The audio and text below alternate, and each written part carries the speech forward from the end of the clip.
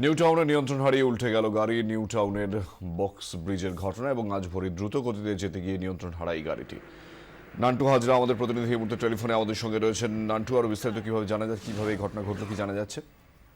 দেখো, আজ ভোরে নিউটাউন থেকে সল্টলেকের দিকে যাওয়ার সময় একটি i20 গাড়ি, সেই গাড়িটি নিয়ন্ত্রণ হারিয়ে ডিভাইডারে ধাক্কা মেরে উল্টে যায় এবং সেই গাড়ি যে চালাচ্ছিলেন তার গুরুতরভাবে আহত হয় এবং তড়িঘড়ি পুলিশকে খবর দেওয়া হলে স্থানীয় পথচারীরা পুলিশকে খবর দেয় এবং পুলিশ এসে তড়িঘড়ি তাকে কিন্তু হাসপাতালে নিয়ে যাওয়া হয় এবং এই মুহূর্তে তার বাইপাসে একটি বেসরকারি হাসপাতালে চিকিৎসা চলছে।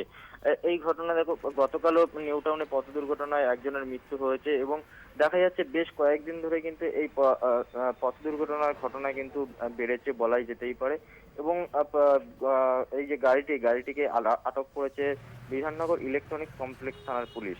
সোনাল। ধন্যবাদ নান্টু।